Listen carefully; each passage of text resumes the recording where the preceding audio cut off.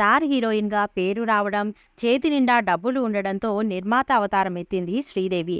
తనకు ఎంతో ఇష్టమైన తెలుగు సినీ పరిశ్రమలో ఓ మంచి సినిమా చేయాలి అని అనుకుంది. చిరంజీవి హీరోగా సినిమా స్టార్ట్ అయింది కూడా. వజ్రాల దొంగ టైటిల్ కూడా అనౌన్స్ చేశారు. కానీ నిర్మాతగా ఉన్న శ్రీదేవి హీరోయిన్ పాత్రను హైలైట్ చేస్తూ సినిమాను డిజైన్ చేశారట. అయితే హీరోగా ఉన్న చిరంజీవి కూడా తన పాత్ర ఇంపార్టెన్స్ తగ్గకుండా జాగ్రత్తలు పడ్డారు. ఇక ఈ విషయంలోనే ఇద్దరి మధ్య మాట పట్టింపులు వచ్చినట్టు తెలుస్తోంది. దాంతో ఈ విషయంలో ఇద్దరూ తగ్గలేదట. ప్రత్యక్షంగా ఎదురుపడి తిట్టుకున్నది లేదు కానీ సినిమా విషయంలో నేను ప్రొడ్యూసర్ని అని ఆమె, స్టార్ హీరోను కదా అని చిరంజీవి ఎవ్వరూ తగ్గలేదు. దాంతో ఓ పాట షూటింగ్ కూడా జరిగిన తరువాత వజ్రాల దొంగ సినిమా షూటింగ్ ఆగిపోయింది. ఇక ఆ సినిమా ఆ తర్వాత మళ్ళీ పట్టాలెక్కలేదు.